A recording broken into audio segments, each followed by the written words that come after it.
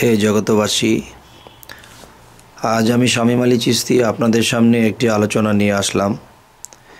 সেই আলোচনাটি হলো যে যদি কেউ ভাবে যে আমি একদিন মৃত্যুবরণ করব, কিন্তু মৃত্যুর পরে এই জগতের মানুষ আমার জন্য কাঁদবে,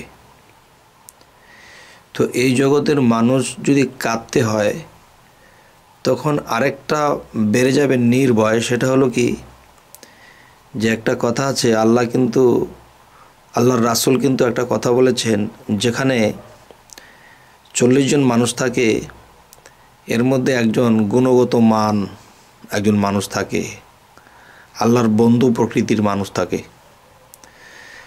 তো যে কথাটি বলতে চাইতেছি, যে জগতের মানুষ যদি একজন মানুষের জন্য কাঁদে, সে বেঁচে থাকতেও কাঁদে এবং মৃত্যুর পরেও কাঁদে, তাহলে সেই মানুষের কি কি গুণ থাকা উচিত? যদি সে এই পৃথিবীতে কোনো পীর আউলিয়াও না হয়, যদি দেখা যায় সামাজিক কোনো মানুষও হয়ে থাকে, তারপরেও সেই মানুষটির জন্যে এই জগতের মানুষ কাঁদবে। সেটা কেমন? যে দেখেন, একটা সংসার ফ্যামিলি হোক বা সমাজতন্ত্র হোক বা দেশবাসী হোক, এখন দেখা গেছে যে একটা মানুষ এমনভাবে চলাফেরা করে যে নিজে জমা করবে, নিজে খাবে, নিজে বাড়ি গাড়ি করবে, এমন চিন্তাভাবনা তার মনে নেই। কিন্তু মানুষকে যখন কোনো কিছু করে দেয়, কোনো কাজ কাম, তাহলে মন থেকে করে দেয়। যতক্ষণ পর্যন্ত তার সমস্যাটা দূর না হচ্ছে বা হাতের কাজটা শেষ না হচ্ছে, ততক্ষণ পর্যন্ত সে থেকে সেটা করে দেয়, এবং তাকে কেউ মিথ্যা বলতেও দেখে নাই। আচ্ছা, এখন দেখা গেছে একটা সংসার ফ্যামিলিতে ভাই বোন মা বাবা থাকে, সন্তানাদি থাকে।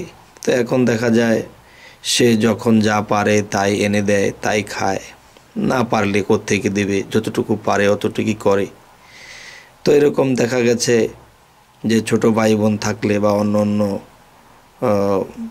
দেখা গেছে সংসারের মধ্যে নাতিপুতি থাকে, ছোট ছোট ছেলেমেয়েরা থাকে, এদেরকে লেখাপড়া করায়, এদেরকে নিঃস্বার্থভাবে সব কিছু করে।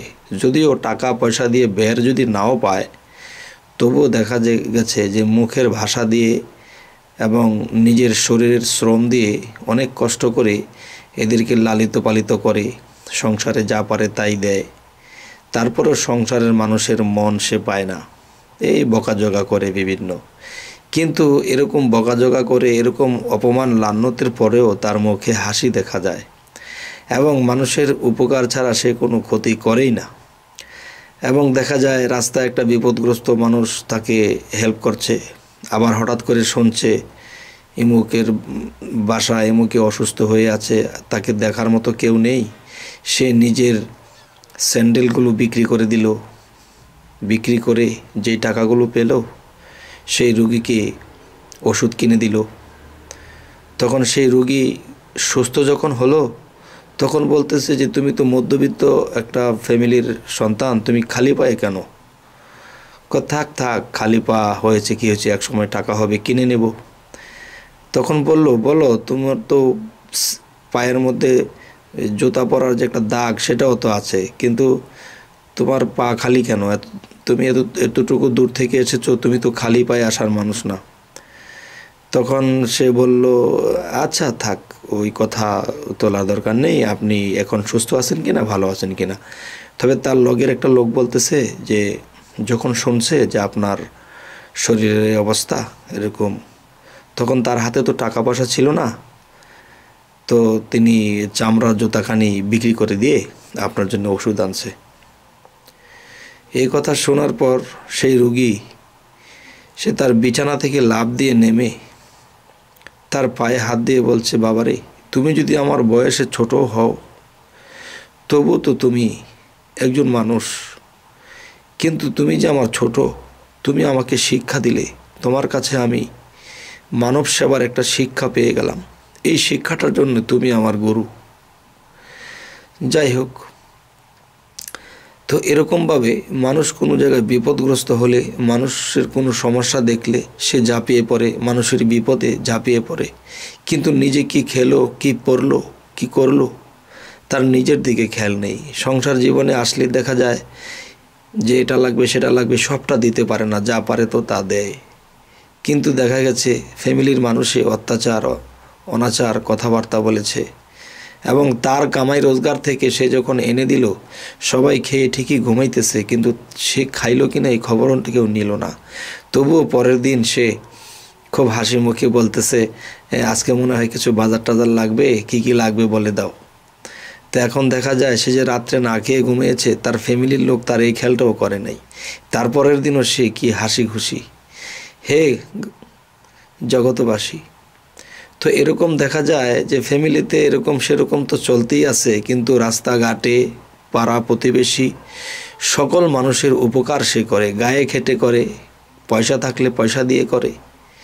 তো এরকম চলতে চলতে চলতে চলতে দেখা যায় যে দেশবাসীর মধ্যে অনেকেই তাকে চিনে, সে শুধু খালি মানব সেবাই করেছে, খালি মানব সেবাই করেছে। নিজের শার্ট বিক্রি করে দিয়েও কাউকে হেল্প করেছে, কাউকে সাহায্য করেছে। তো এরকম করতে করতে একদিন দেখা যায় এই লোকটি মারা গেল। তখন এই কথা শোনার সাথে সাথে দেশবাসীর মধ্যে যেমন মানুষের ঝড় ছুটে আসছে, ঝড়ের বেগে মানুষ শুনে আসতেছে যে এরকম একটা মানুষ, সে নিজের চিন্তা কখনোই করে নাই, সে অন্যের বিপদে ঝাঁপিয়ে পড়েছে। এই মানুষকে যে ভুলে যাবে, সে আর মানুষ থাকবে না। তবে হে জগতবাসী, যে নিঃস্বার্থতাই প্রেম।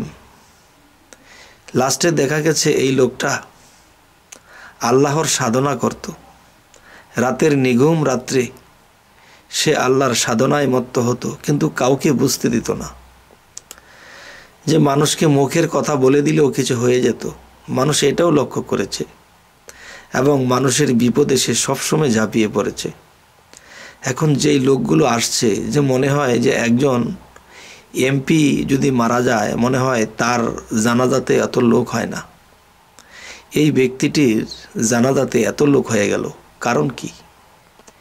কারণ সে নিজের দেহ, মন, প্রাণ সমস্ত কিছু মানব সেবায় লুটিয়ে দিয়েছে, নিজের চিন্তা কখনোই করে নাই, এবং শত দুঃখে সে হাসি রেখেই মরেছে। তখন সেই লোকটাকে দেখার জন্য মানুষ দূর দূরান্ত থেকে ছুটে এসেছে, পাড়া প্রতিবেশীরা কাঁদতেছে, ফ্যামিলির লোক বলতেছে, এই কি, আমরা একে চিনলাম না, আমরা একে বুঝলাম না। তবে হে জগতবাসী, যে কেউ যদি নিঃস্বার্থভাবে এরকম করে যায়, আর জগতের লক্ষ মানুষ যদি তার জন্য কাঁদে, তখন কিন্তু আল্লাহর অন্তরটাও নাড়া খেয়ে যায় যে সে যা কিছু করে এসেছে, মানুষ তো তার প্রশংসা আর ধ্বনি গাইতেছে, তাকে কি করে আল্লাহ দোজখে দেবে। হে জগতবাসী, তবে আমরা এই পৃথিবীতে এসেছি বাড়ি গাড়ি করার জন্য নয়, আমরা এসেছি মানুষ হয়ে মানুষের সেবা করব, এবং যতটুকু সম্ভব সত্যকে আঁকড়ে ধরব, এবং মিথ্যা পরিহার করব। সত্যকে আঁকড়ে ধরা আর মিথ্যাকে পরিহার করার মধ্যে যে কত বড় একটা শান্তি, যে এই শান্তি উপভোগ করেছে একমাত্র সেই বোঝে। তবে হে জগতবাসী, আমাদের এই চ্যানেলটির আলোচনা যদি আপনাদের ভালো লাগে, অবশ্যই সাবস্ক্রাইব করবেন, পরবর্তী ভিডিওগুলো যেন আপনাদের কাছে পৌঁছে যায়। তো আজ এ বলেই রাখবো, সকলেই ভালো থাকবেন। আল্লাহ হাফিজ।